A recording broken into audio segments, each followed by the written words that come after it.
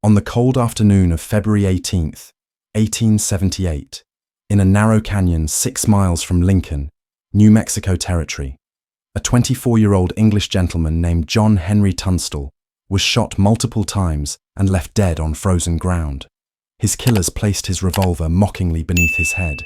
His horse lay dead beside him. The witness, an 18-year-old cowboy named William Bonney, reportedly wept over the body and swore an oath of revenge that would transform him into Billy the Kid, the most famous outlaw in American history. But this murder wasn't random frontier violence. It was the inevitable result of economic warfare in a territory where federal law was theoretical, where government contracts were weapons, and where a merchant monopoly strangled an entire county so completely that the choice between starvation and bloodshed became no choice at all. Over the next 5 months, approximately 19 people would die in what historians call the Lincoln County War. Not soldiers, not professional gunfighters, shopkeepers and cowboys, lawyers and ranch hands, a 14-year-old law clerk, men who believed they were defending their families, their honor, their right to survive in an economic system designed to crush them. This wasn't about cattle rustling or drunken gunfights.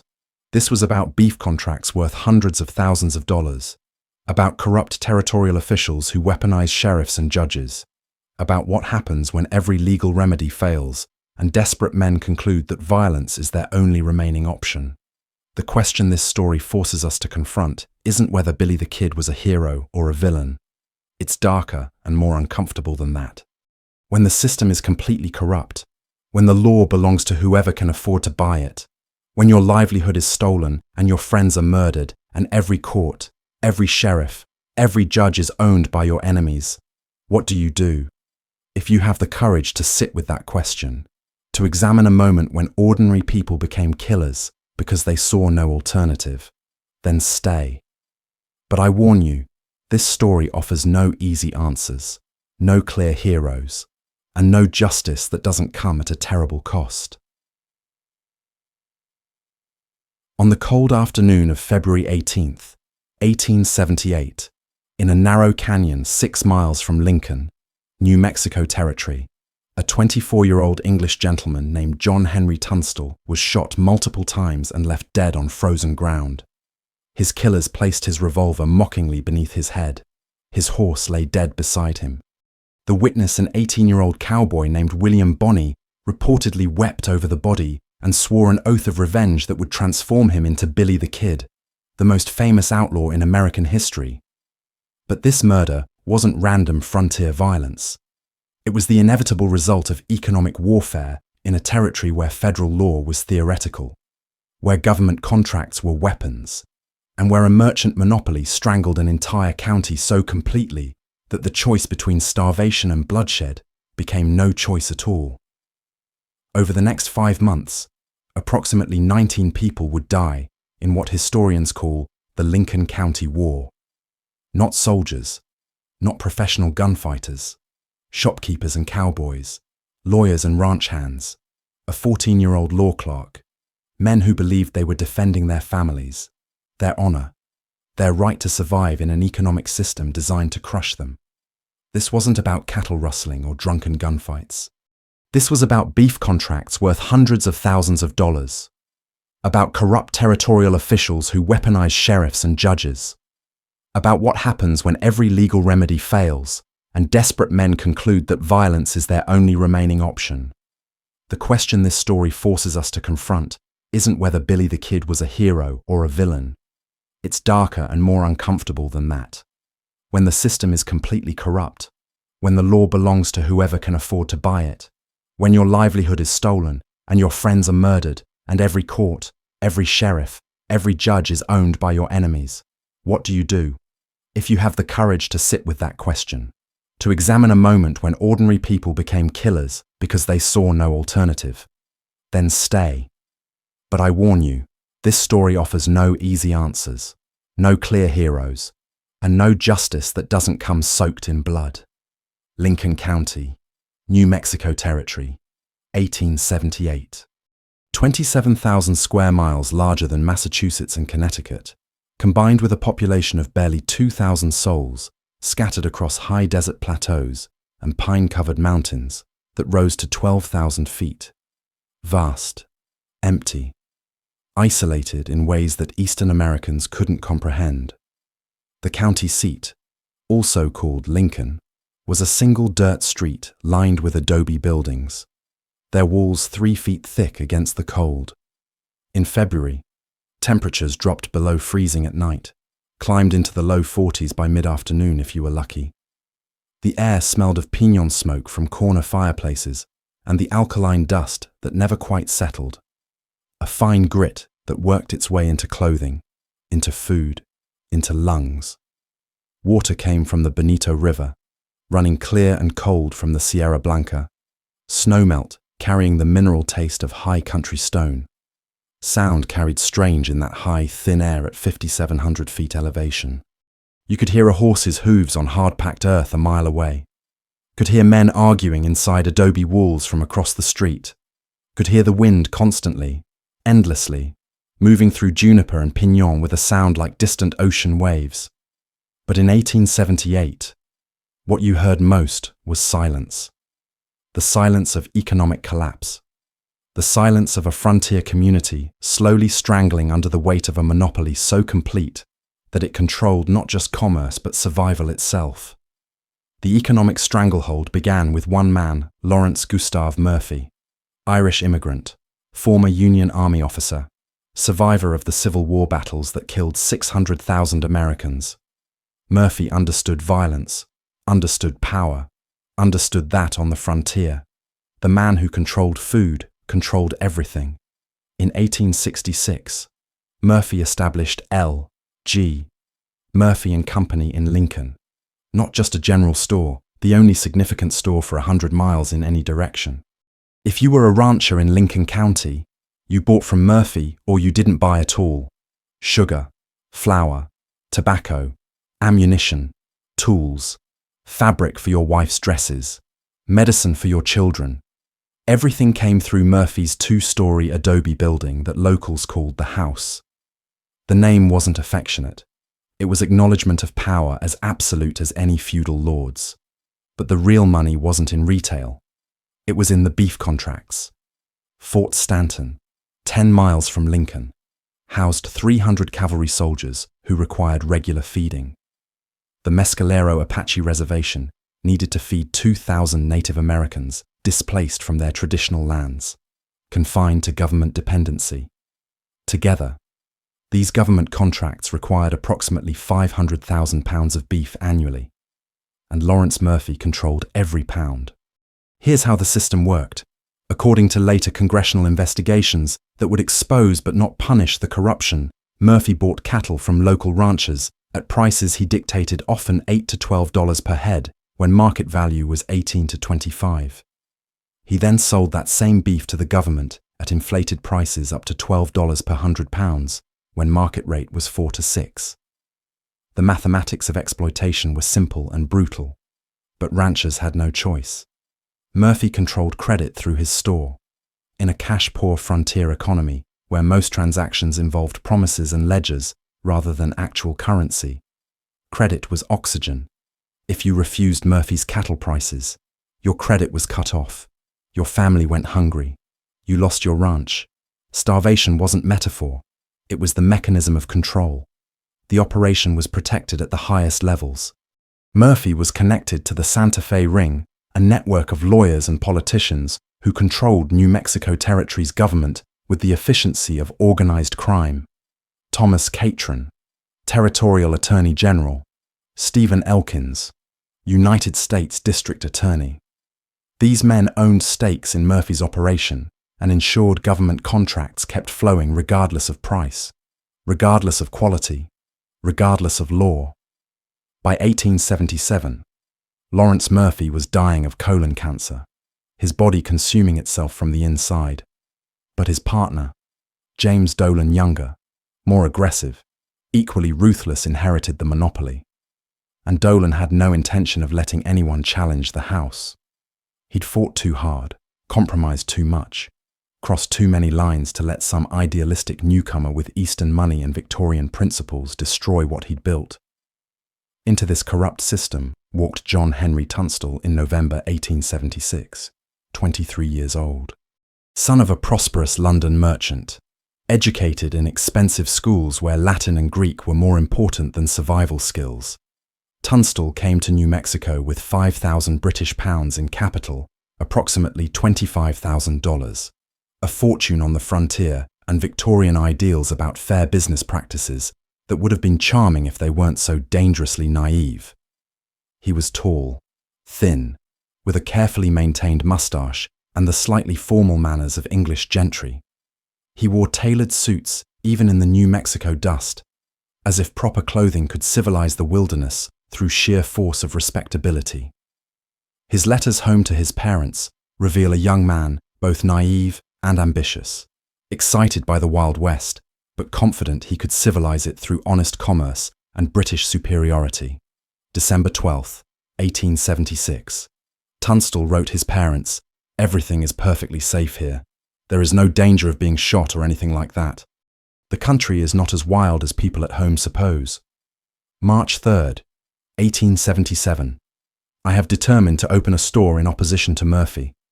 The people here are being systematically robbed, and someone must offer fair prices. That second letter was his death warrant, though he didn't know it yet. Tunstall partnered with Alexander McSween, a 33-year-old lawyer who'd recently broken with Murphy after discovering the depths of the corruption. McSween was everything. Tunstall wasn't Scottish-Irish, frontier-raised, deeply religious, married to one of the strongest women in Lincoln County, Susan McSween, Presbyterian, educated, piano-trained, possessed a will that would outlast everyone involved in the coming war. While men killed each other over principles and pride, Susan would survive, would fight through courts for decades, would eventually recover her property and become one of the wealthiest cattle ranchers in New Mexico.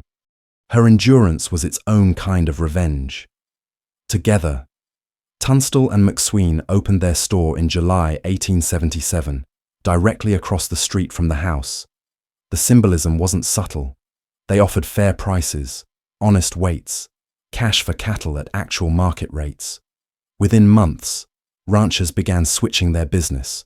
The monopoly was breaking, and James Dolan understood exactly what that meant: the end of his empire, the end of his wealth, the end of his power. Men like Dolan don't surrender power peacefully. They fight. And on the frontier in 1878, fighting meant killing. The legal machinery that would lead to murder began with a $10,000 insurance settlement and the ambiguous nature of frontier bookkeeping, where receipts were rare and memories conveniently flexible.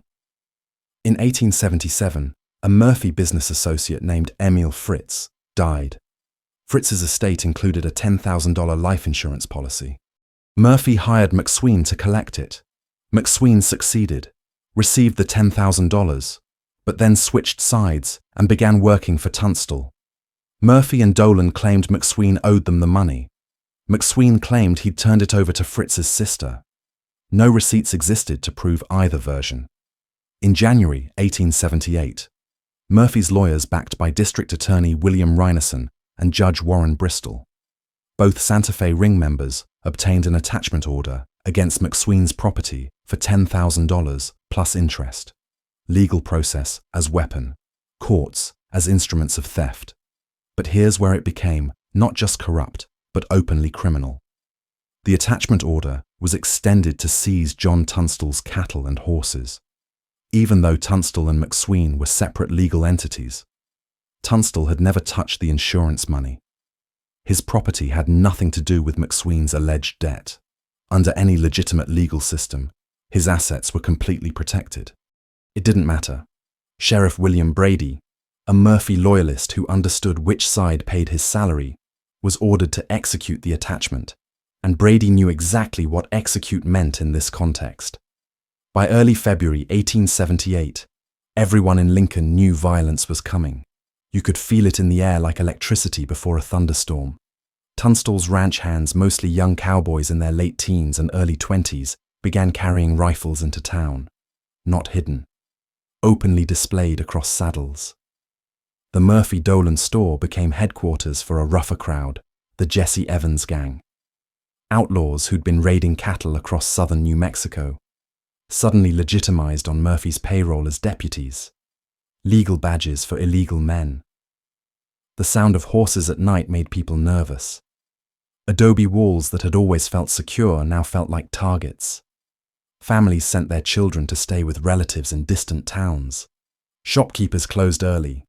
At night, Lincoln's single street was empty except for the yellow light leaking from the house, where Murphy's men gathered, and from the McSween home, where Tunstall's supporters planned their defense. Everyone understood what was about to happen. Nobody knew how to stop it. On February 13th, 1878, Sheriff Brady formed a posse to seize Tunstall's livestock. The roster read like a recruitment list for violence: Billy Morton, sub-deputy; Jesse Evans, outlaw; Frank Baker, wanted for murder in Texas; Tom Hill, rustler; and approximately a dozen others whose names would be forgotten, but whose actions would leave permanent scars. Legal pretense executing an attachment order. Real purpose destroying Tunstall's ability to do business. If they took his livestock, his ranch collapsed. If his ranch collapsed, his store couldn't compete. If his store closed, the monopoly survived. Tunstall, naively believing in the law, rode to Lincoln to file a legal protest with Judge Bristol, as if paperwork could stop what was coming, as if judges who'd already demonstrated their corruption would suddenly discover integrity. His ranch hands, including 18-year-old Billy Bonney, stayed at the ranch to protect the livestock.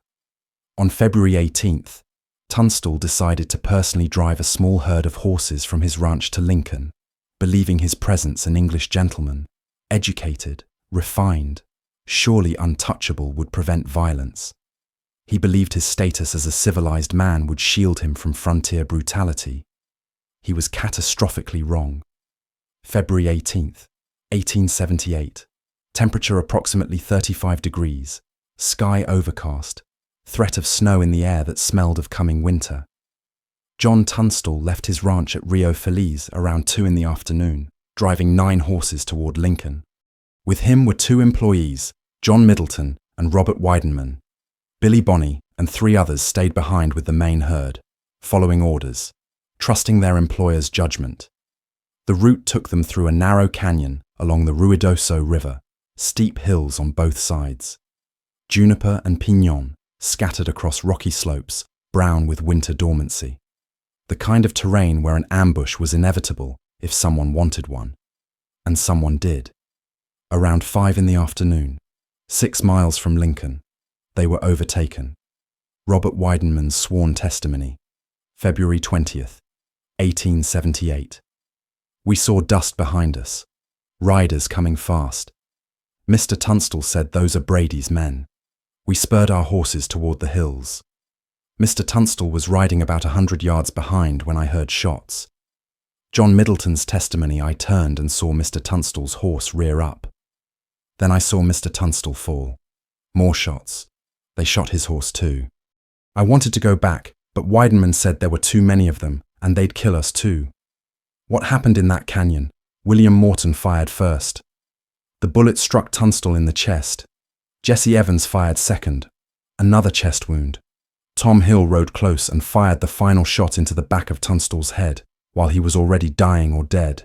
Execution, not combat. Then they shot his horse multiple times, leaving it dead beside him. Finally, they placed Tunstall's unfired revolver beneath his head, a gesture meant to suggest he'd died fighting, that this was somehow a fair fight rather than murder. All 3 shooters were part of Sheriff Brady's legal posse, operating under color of law. The coroner's report, February 19th, 1878, documented with clinical precision what frontier justice looked like. 2 gunshot wounds to the chest, 1 gunshot wound to the back of the head. Death instantaneous. Revolver found beneath victim's head, not fired. Horse shot multiple times. Dead beside victim. Billy Bonney, Dick Brewer, and others arrived at the scene around 6:30 in the evening, drawn by the sound of shots echoing through the canyon. What they found, John Tunstall's body already cold in the February dusk, his horse beside him, blood dark on frozen ground, his revolver positioned mockingly beneath his head. Multiple witnesses later testified that Billy Bonney knelt beside the body. According to Frank Coe, who arrived shortly after the kid was crying, "I never saw him cry before or after, but he was crying then. He said he'd get every man who did this if it was the last thing he did." That oath, sworn over a dead man's body in a canyon growing dark with February cold, would define everything that followed. Billy the Kid wasn't born that day. He was created, manufactured by a system so corrupt that murder became legal and revenge became the only available justice. What should have happened? Sheriff Brady arrests Morton, Evans, and Hill for murder. They stand trial. Justice is served through courts and law. What actually happened? Nothing. Sheriff Brady, who had formed the posse, who had sent those men after Tunstall, who bore direct responsibility for organizing a murder, conducted no investigation, made no arrests, filed no charges. The men who murdered John Tunstall continued working as his deputies, eating meals at the house, laughing about what they'd done because they knew the law couldn't touch them. When Tunstall's supporters demanded action, Judge Bristol refused to issue arrest warrants. District Attorney Reinerson declined to prosecute. The entire legal system of Lincoln County sheriffs, judges, prosecutors, every mechanism designed to deliver justice belonged to the Santa Fe Ring. The law wasn't neutral. It was a weapon wielded by those with money and connections against those without. For Billy Bonney, Dick Brewer, and the other young ranch hands, this was the moment they understood with absolute clarity there would be no legal justice for John Tunstall. The courts wouldn't help. The law wouldn't help. The government wouldn't help. They were alone, which left only one alternative. On February 20th, Justice of the Peace. John Wilson, one of the few officials not controlled by Murphy, motivated perhaps by integrity or perhaps by his own grudges against the House, issued a warrant for the arrest of Tunstall's killers. He appointed Dick Brewer, Tunstall's foreman, as constable with legal authority to form a posse. That posse would call themselves the Regulators.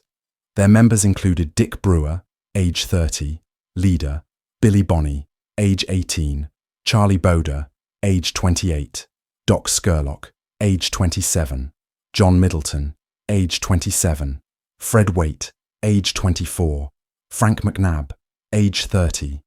Several others whose names would appear in court records and coroner's reports over the coming months. These weren't professional gunfighters. They were cowboys, ranch hands, farmers. Most had worked for Tunstall. All believed in his vision of fair business. All had been loyal to a man who'd treated them decently in a world that usually didn't.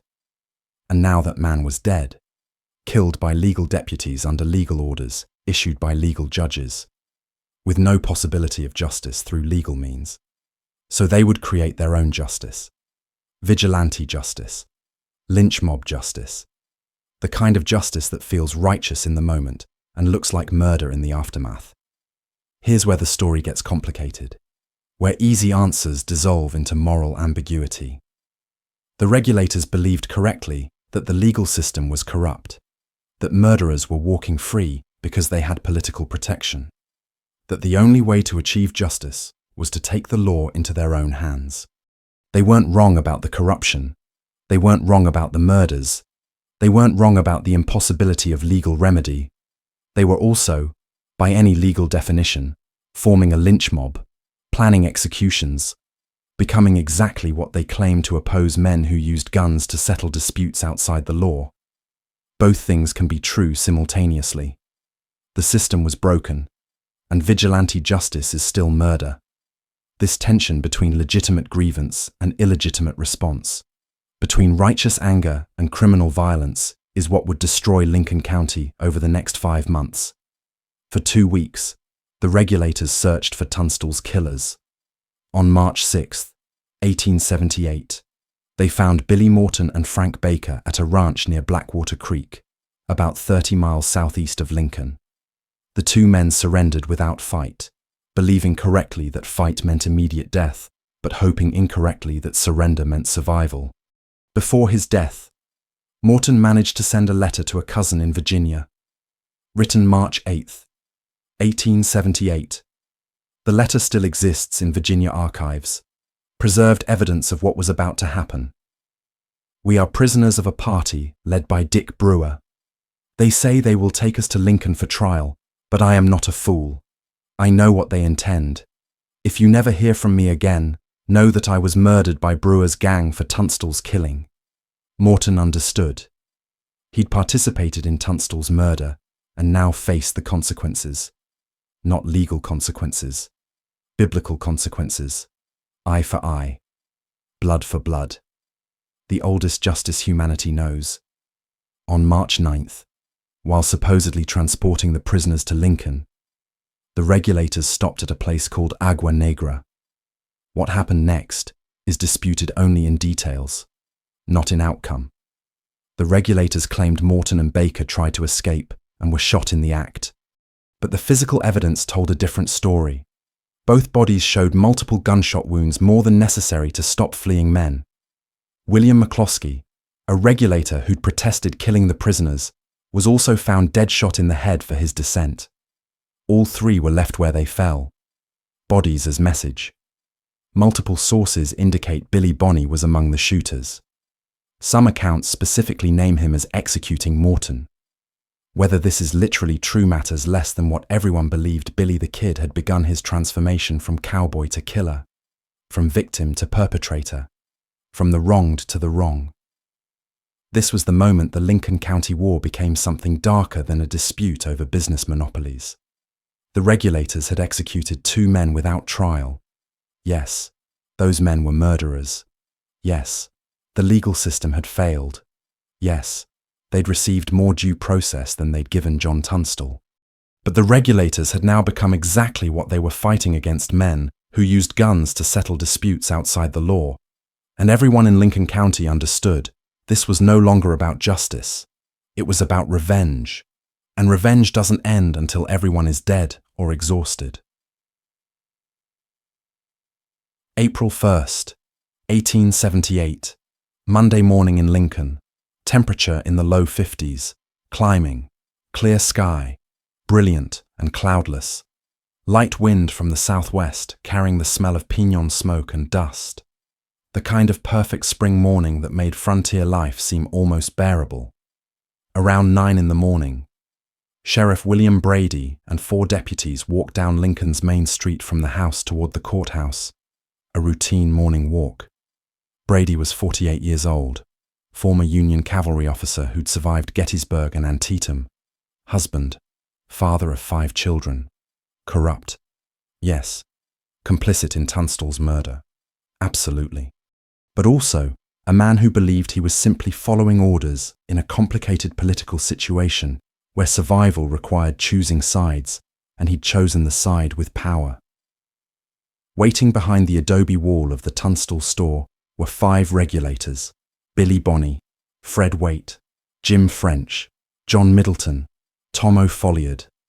They'd been there since before dawn, rifles loaded, waiting in the cold darkness for Brady to appear, patient as hunters. Susan Gates witnessed what happened next from across the street.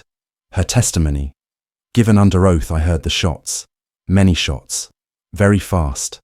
I saw Sheriff Brady fall. I saw Deputy Hindman fall. The others ran. Then I saw a young man, I later learned it was Billy Bonney, run into the street toward the bodies. More shots were fired. He ran back. What physically happened in those few seconds? Sheriff Brady was hit by 4 bullets, dead before he hit the ground.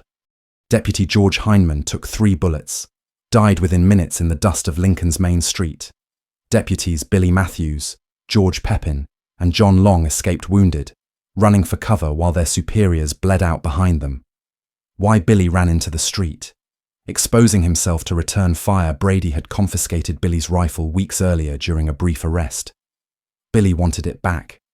He ran out to take it from Brady's dead body and was shot in the thigh by one of the escaping deputies. Wounded, but alive. He limped back to cover, clutching the rifle that had been worth risking his life to recover. Billy Bonney had just murdered a law enforcement officer in broad daylight, in front of multiple witnesses, in the middle of town. There was no quasi-legal pretense anymore. No warrant from Justice Wilson. No claim of arresting criminals under colour of law. Just 5 men ambushing 5 other men on a public street in an act of pure revenge. And the target wasn't even one of Tunstall's direct killers. Brady hadn't pulled the trigger that day in the canyon. He'd formed the posse. Yes. He'd sent Morton and Evans and Hill after Tunstall. He'd failed to investigate the murder. He'd protected the killers. But his actual crime was being part of a corrupt system, being the visible face of the Santa Fe Ring's power in Lincoln County. For that, he died in the dirt of Lincoln's main street, bleeding out while his wife and 5 children waited for him at home, unaware their husband and father would never return. Was Billy Bonney justified? The question demands examination because easy answers serve neither truth nor understanding. One view: Brady was complicit in murder. He'd organised the posse that killed Tunstall. He'd protected the killers afterward. He represented a corrupt system that made violence necessary. His death was justice, rough and immediate, the only kind available when courts and law enforcement belonged to criminals. Another view: Brady was a sheriff following orders from judges and prosecutors appointed by territorial government. He didn't kill Tunstall personally. He was a cog in a larger machine, and murdering him solved nothing. It just made the regulators wanted criminals, transformed them from victims seeking justice into murderers fleeing prosecution. Both views have merit. Which one you believe probably says more about your own views on when violence is justified than it does about what actually happened in Lincoln County. That's the uncomfortable truth about this war.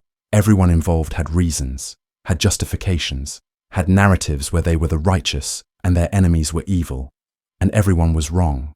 3 days after Brady's assassination, the regulators were riding toward Blazer's Mill, a combination sawmill and trading post about 40 miles from Lincoln, on the Mescalero Apache Reservation. They weren't looking for trouble. They'd stopped for dinner, planning to rest their horses, eat a meal, move on. Just another day of hiding, moving, surviving. But trouble found them in the form of Andrew Roberts. Buckshot Roberts, they called him. 47 years old, former buffalo hunter and Indian fighter, missing 3 fingers on his left hand from a shotgun accident that had given him his nickname. He'd worked for Murphy Dolan as a gunman and had a reputation that preceded him like weather slow-moving, soft-spoken, absolutely fearless. He'd survived countless fights on the frontier and believed himself indestructible through some combination of skill and fate. On April 4th, he was riding alone to collect his pay from Murphy. Wrong place, wrong time, fatal timing. Doctor. Joseph Blazer owned the mill and witnessed the entire fight. His testimony provides the only reliable account. Roberts rode up around noon. The regulators were having dinner. Someone recognized him. They called out for him to surrender. Roberts said he'd die first. Then someone, I think it was Charlie Boda, fired. Roberts fired back.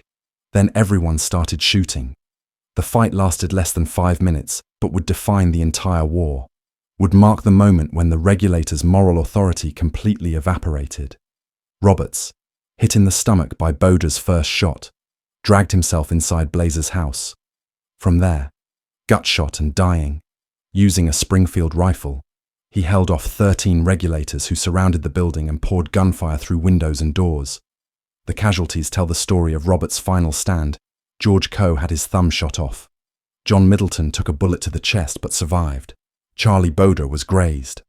And Dick Brewer, the regulators' leader, their constable, their claim to legal authority, shot through the eye and killed instantly by Roberts firing from inside the building. Roberts, hit multiple times but still fighting, died the next morning. His last words, according to Dr. Blazer, "I told them I wouldn't surrender." With Dick Brewer's death, the regulators lost their leader and their last pretense of legal authority. Brewer had been the constable appointed by Justice Wilson. His death meant the regulators were now just an armed gang, no different legally than the Jesse Evans gang they claimed to be fighting. The warrant that had given them quasi-legal status died with Brewer. More important than legal technicalities, Brewer had been the moral center. 30 years old, experienced, cautious. He'd tried to maintain some standards, some limits on what they would do. With him gone, the group was led by younger, angrier men. Billy Bonney, just 18, Fred Waite, 24, Charlie Boda, 28, who had less interest in rules and more in revenge, who'd already crossed so many lines that one more didn't matter. Between April 4th and July 15th, 1878, Lincoln County descended into chaos. With both Sheriff Brady and regulator leader Dick Brewer dead, there was no pretense of law enforcement. Murders happened almost weekly.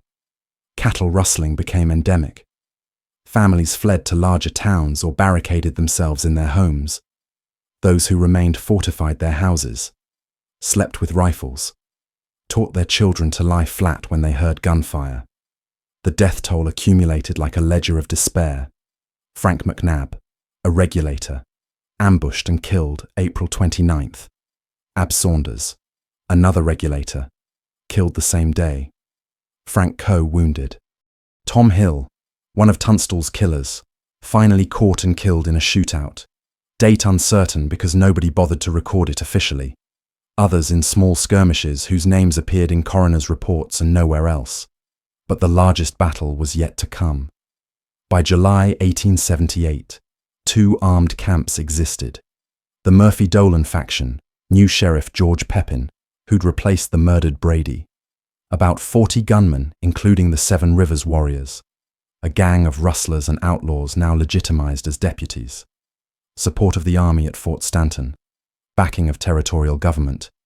The McSween faction, about 60 supporters, including the remaining regulators, led by Alexander McSween, Tunstall's former partner, who'd become the symbolic leader of resistance against the monopoly. Billy Bonney as chief lieutenant, the most wanted man in New Mexico. Support from Hispanic small ranchers who'd suffered under Murphy's monopoly and saw McSween as their champion. The tension McSween's house in Lincoln had become headquarters for his faction. Pepin had a warrant for McSween's arrest. McSween refused to surrender, believing correctly that surrender meant death, that he'd be shot while resisting arrest or killed by friendly fire or simply murdered in custody. Trust in the legal system had completely collapsed. July 15th, 1878. Both factions converged on Lincoln. What followed would be called the 5-day battle, the climactic engagement that would end the Lincoln County War in fire, death, and the final destruction of any illusion that civilization had reached this corner of New Mexico. Monday morning. Temperature already 85 degrees by 10 in the morning, climbing toward 95 by afternoon. The sky was cloudless, brilliant blue, the kind of high desert clarity where you could see for miles, where heat shimmered off adobe walls and made distant mountains look like they were floating above the earth. Around 11 in the morning, Alexander McSween and about 40 supporters entered Lincoln from the east. They occupied several buildings McSween's own house, largest and strongest with walls 4 feet thick, the Tunstall store, the Montano house, the Ellis house, strategic positions that gave them fields of fire covering most of the main street. Sheriff Pepin's forces, approximately 40 men, occupied the Cisneros house at the east end of town, the Murphy-Dolan store at the west end, and the Torreon, an old stone tower perfect for snipers. For the first day, both sides simply took positions. Occasional shots were fired, testing ranges, establishing fields of fire, letting the enemy know where your positions were. Nobody was hit. It was almost civilized, almost like a military exercise where everyone knew the rules. Lincoln was a single street, about half a mile long, buildings on both sides, all adobe, walls 3 feet thick, sometimes 4, windows small and high designed for desert cooling, for keeping out summer heat and winter cold, but now perfect for snipers. Between the buildings 50 to 100 yards of open ground. To cross that space under fire was suicide. The McSween house was the fortress. 2 stories, flat roof accessible by internal stairs, multiple rooms that could be defended separately. Susan McSween was inside with her husband, refusing all attempts to get her to leave. Also inside Billy Bonney, Tom O'Folliard, Jose Chavez y Chavez, Jim French, and about a dozen others. Water came from the Bonito River, 100 yards away. Getting water would become a problem.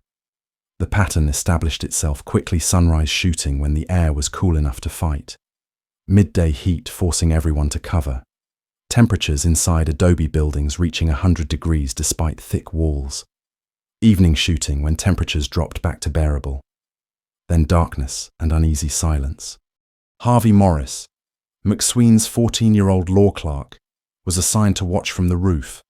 Just a boy playing soldier, excited by the adventure until bullets started punching through adobe walls with sounds like someone slapping wet clay. Jim French manned a window facing the Dolan store. Billy Bonney moved between positions, joking with the other fighters, seemingly unconcerned about the bullets, his reputation for fearlessness under fire already becoming legend.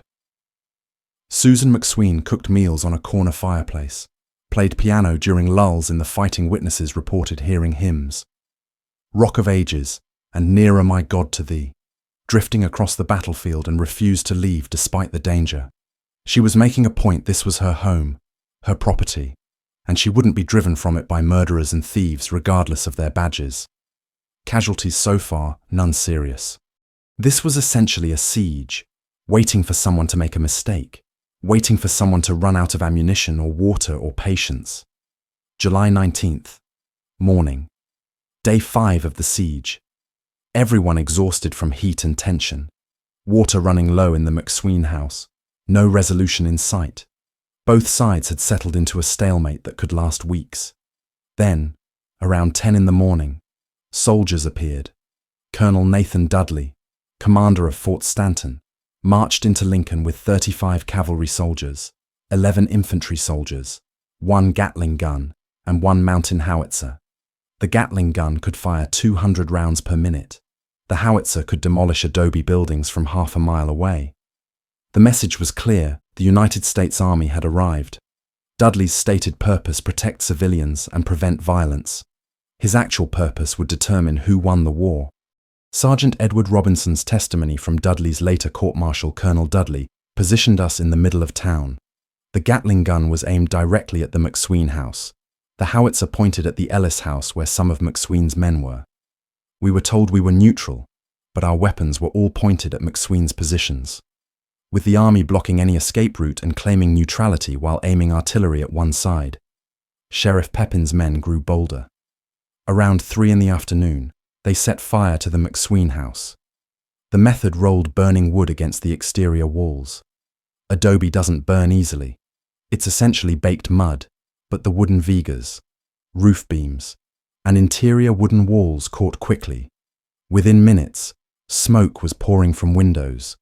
Inside, Susan McSween, Alexander McSween, Billy Bonney, and about a dozen others, now trapped in a building filling with smoke and fire. Susan McSween's testimony from later court cases: the smoke became unbearable. I went to Colonel Dudley and begged him to help. He said he couldn't interfere. I asked him to at least let me pass through his lines. He agreed.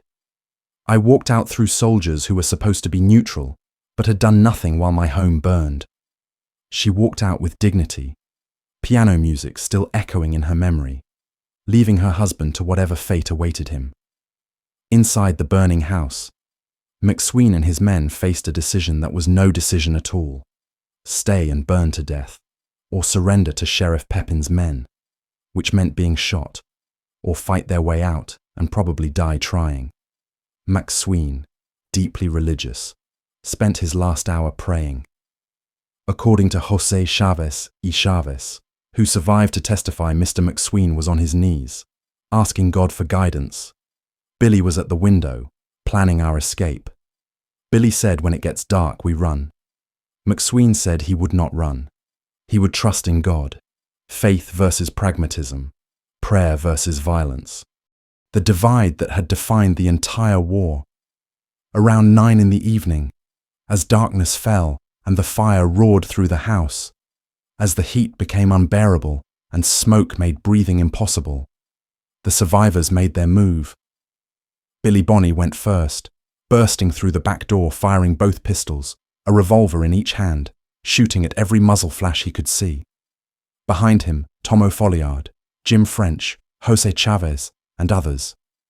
They ran through the garden toward the river, shooting, moving fast in the darkness and chaos, using smoke and confusion as cover. Murphy Dolan men fired at the running figures. In the confusion and darkness, with smoke obscuring everything, most of the regulators escaped. Billy the Kid vanished into the night like a ghost, already transforming from man to myth. But Alexander McSween didn't run. He emerged from the burning house and was shot multiple times immediately. Also killed in the same volley Harvey Morris, the 14-year-old law clerk who'd watched from the roof, Vicente Romero, Francisco Zamora, possibly one or two others whose names were never recorded. Bob Beckwith, one of the Murphy Dolan shooters, was also killed possibly by return fire from the McSween group, possibly by friendly fire in the darkness. Nobody ever determined which. Nobody much cared. By 10 that evening, the McSween house was fully engulfed, flames visible for miles, lighting up the night sky over Lincoln. The battle was over. Final casualties for the 5-day battle. 5 confirmed dead, possibly more. Multiple wounded on both sides. Property damage, McSween house destroyed. Estimated value $10,000, a fortune on the frontier. Billy the Kid had escaped. So had most of the regulators. But their leader was dead. Their headquarters destroyed. And the army had shown whose side it was really on, despite claims of neutrality. The Lincoln County War was effectively over. The Murphy Dolan faction had won through superior political connections and federal military support. But winning didn't mean justice. It just meant one side had more guns. After July 19th, 1878, both sides were exhausted. The Murphy Dolan faction had won the battle, but at enormous cost. Their reputation was destroyed. Federal investigations were underway. Lawrence Murphy himself was dying of colon cancer, his body consuming itself while his empire crumbled. And the violence had accomplished nothing except proving that might makes right when right has no might. The regulators were scattered, hunted, broken. McSween dead, Tunstall dead, Dick Brewer dead. Billy the Kid was now a wanted murderer with no hope of legal pardon, no possibility of returning to normal life. He was 21 years old and already a ghost, already dead in every way that mattered except the biological. What should have happened? Prosecutions, trials, justice delivered through courts and law. What actually happened? Almost nothing. The system that had failed to prevent the war now failed to punish anyone for fighting it. In September 1878, President Rutherford Hayes removed corrupt Governor Samuel Axtell and replaced him with Lew Wallace. Wallace was a Civil War general, a capable administrator, and secretly a novelist who would later write Ben-Hur, one of the best-selling novels of the 19th century. But in 1878, he was just a man trying to restore order to a territory that had descended into chaos. Wallace issued a general amnesty on October 13th, 1878. The proclamation was simple. All participants in the Lincoln County War would be pardoned, except those already under indictment for specific crimes. It was a pragmatic solution. Too many people had committed too many crimes. Prosecuting everyone was impossible. Better to wipe the slate clean and start over. But that exception, those already under indictment, meant Billy Bonney couldn't be pardoned. He was indicted for Sheriff Brady's murder. The ambush on April 1st. 4 bullets into Brady's body. Witnesses. No possibility of claiming self-defense or legal authority. Billy was excluded from amnesty by his most public crime. On March 13th, 1879, Billy Bonney met secretly with Governor Wallace at Squire Wilson's house in Lincoln. The meeting was arranged through intermediaries. Billy offered to testify against others involved in the violence in exchange for a pardon. Wallace agreed. Billy surrendered and was placed in protective custody. But the promised pardon never came. Wallace lost interest. He had a novel to write. Ben-Hur consumed his attention, the story of a Jewish prince seeking revenge against Rome. Themes of justice and vengeance that Wallace apparently didn't see mirrored in the young man he'd promised to help. Billy remained in legal limbo. Eventually, he escaped custody and returned to outlaw life because it was the only life left to him. Between 1878 and 1881, Billy Bonney tried several times to go straight. He worked as a cowboy on ranches that would hire him, as a ranch hand doing honest labor for honest pay, even briefly as a card dealer in saloons, shuffling and dealing while wanted posters with his name hung on the wall behind him. But he was Billy the Kid now. Newspapers had made him famous, or infamous, depending on your perspective. The Las Vegas Gazette called him a young demon. The Santa Fe New Mexican portrayed him as a bloodthirsty killer. Dime novels published in eastern cities depicted him as a Western monster who'd murdered 21 men by age 21 for each year of his life. A neat narrative symmetry that had nothing to do with truth. He'd actually killed about 4 to 8 men, depending on how you count participation in group killings where multiple people fired and nobody knew whose bullet was fatal. Every time he settled somewhere, lawmen came looking. Every time he tried honest work, his past caught up. He was too famous to hide, too wanted to work, too young to have any other skills. By late 1880, Billy was back to cattle rustling, not because he was inherently criminal, because it was the only way to earn money when you were the most wanted man in New Mexico and no legitimate employer would risk hiring you. The economic collapse that had started the Lincoln County War hadn't ended. Desperate men still needed to eat. Rustling remained common, almost accepted, a grey market economy operating in the ruins of legitimate commerce. But now Pat Garrett was the new Lincoln County sheriff. Garrett had been Billy's friend once. They'd gambled together, drunk together, shared meals and stories. But Garrett had decided that capturing Billy the Kid would make his reputation, would transform him from just another frontier lawman into the man who caught America's most famous outlaw. Friendship meant nothing compared to ambition. December 19th, 1880. Stinking Springs, New Mexico. Temperature below freezing. Snow on the ground.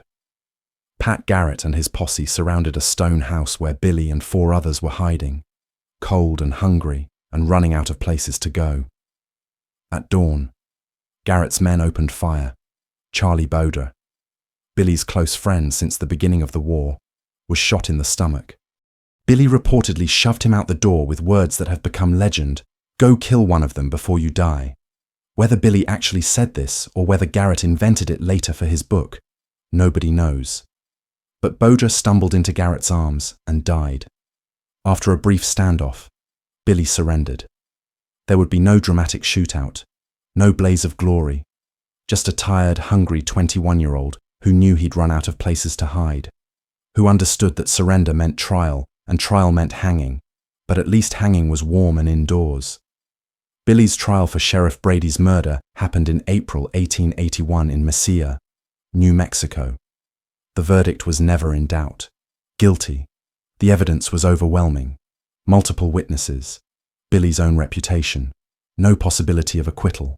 Sentence death by hanging. May 13th, 1881. Billy was returned to Lincoln to await execution in the same courthouse where he'd once been held in protective custody under Governor Wallace's broken promise. The irony was lost on nobody. He was held on the second floor, shackled, guarded by 2 deputies, James Bell and Bob Ollinger. Ollinger hated Billy, made his hatred known, taunted him about the upcoming hanging. Bell was more sympathetic but professional. He wouldn't help Billy escape, but he wouldn't torture him either. On April 28th, 1881, around 6 in the evening, while Ollinger was across the street having dinner, Billy asked Bell to take him to the outhouse behind the courthouse, a routine request. Bell agreed. What happened next has several versions. Most likely Billy, whose hands were shackled but still able to move, either slipped a hand free or was handed a pistol by a sympathetic person in town who believed his conviction was unjust. When Bell turned away, Billy shot him in the back. Bell stumbled down the stairs and died in the arms of Gottfried Gauss, the courthouse caretaker, Gauss's testimony. I heard the shot. Belle fell into my arms, dying. Then I heard Billy calling from the window. Hello. Bob Ollinger looked up. Billy was holding a shotgun. Ollinger's own shotgun. Billy fired both barrels. Ollinger was dead before he hit the ground. Billy spent an hour in the courthouse, breaking his leg shackles with a pickaxe. The arm shackles he couldn't remove. People gathered in the street, watching. Nobody tried to stop him. Some because they feared him, others because they admired him, many because they believed he'd been unjustly convicted for killings that were justified revenge against a corrupt system. Finally, Billy stole a horse and rode out of Lincoln, still shackled at the wrists. He wouldn't remove those shackles for 2 weeks.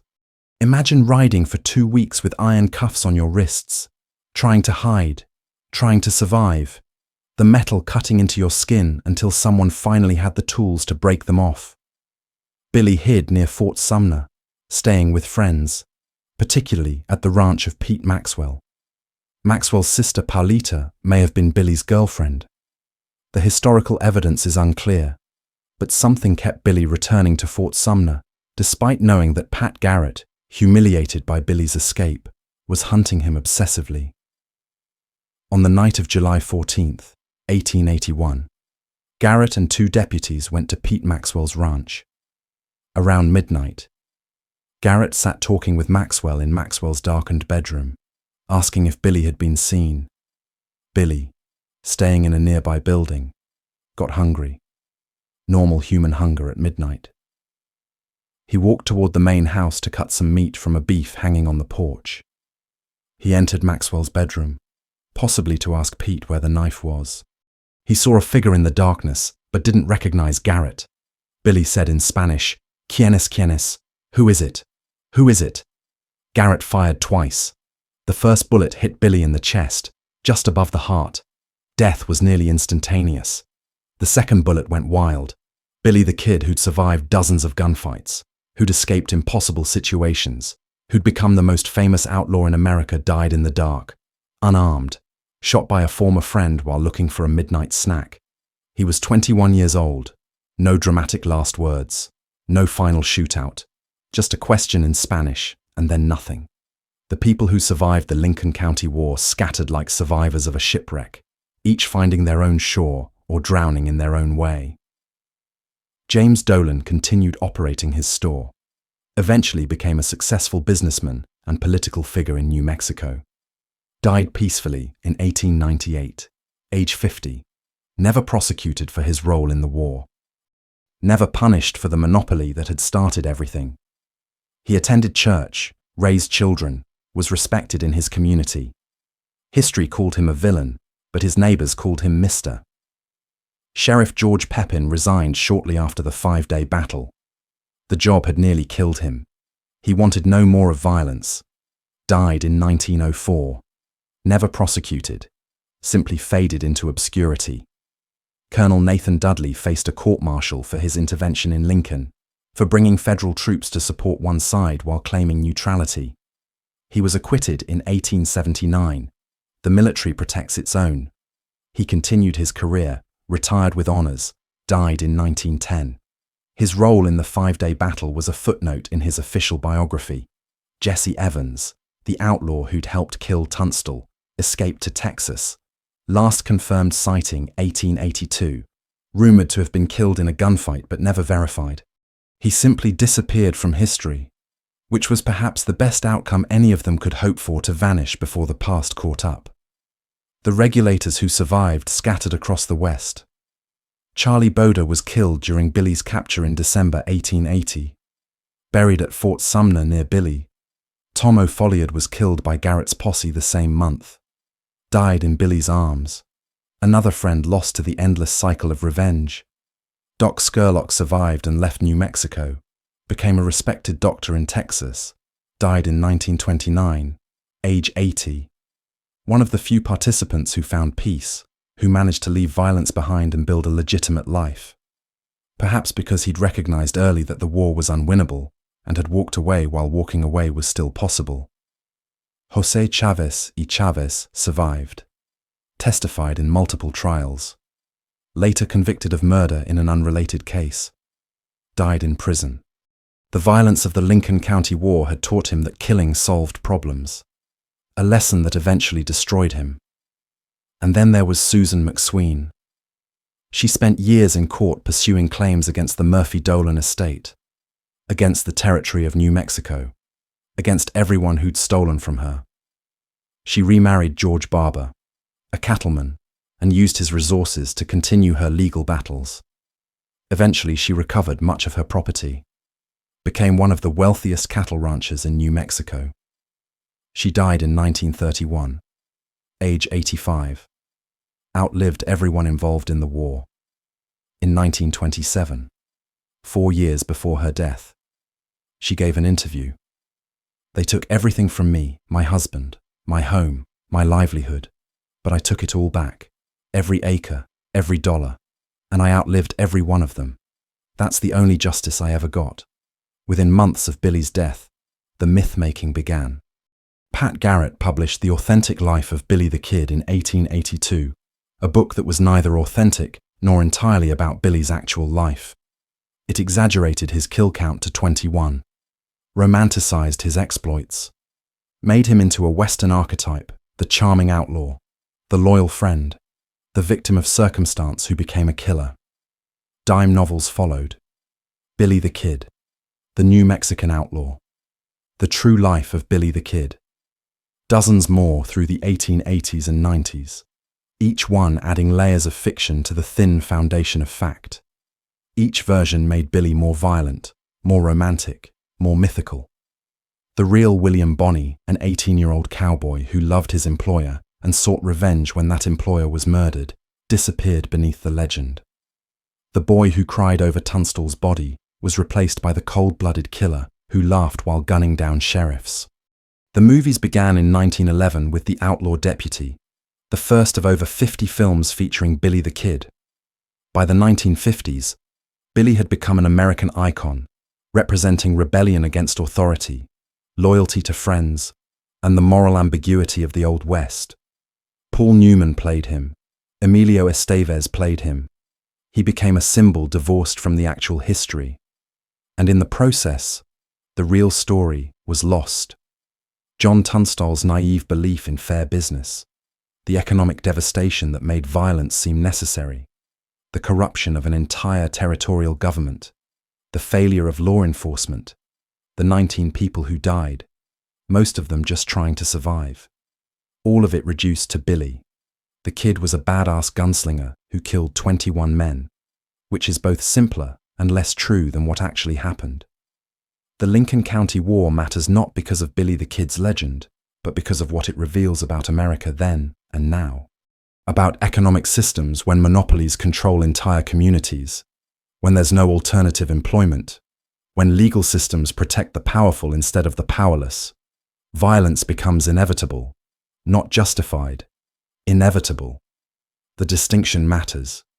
About legal systems when law enforcement is corrupted by political interests, when judges are bought, when the only justice available requires bribes or connections. People create their own justice, and that's almost always worse than no justice at all. Vigilante justice feels righteous in the moment, but becomes indistinguishable from the corruption it opposes. About violence, the Lincoln County War shows how quickly civilization can collapse. These weren't inherently violent people. They were shopkeepers and cowboys and lawyers, but put them in impossible situations, steal their livelihoods, murder their friends, corrupt every legal remedy, and ordinary people become killers. The capacity for violence lives in all of us, waiting for the right circumstances to emerge. About myth, we remember Billy the Kid.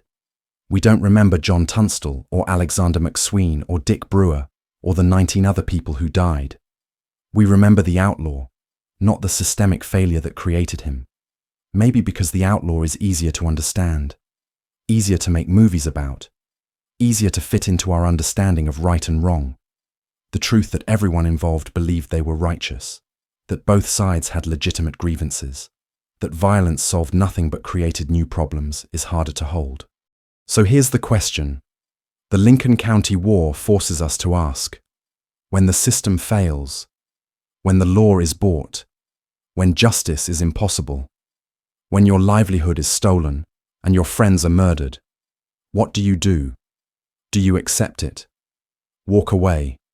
Let the powerful win? Or do you fight back, knowing that fighting back makes you an outlaw, transforms you into exactly what you're fighting against? John Tunstall believed in the system.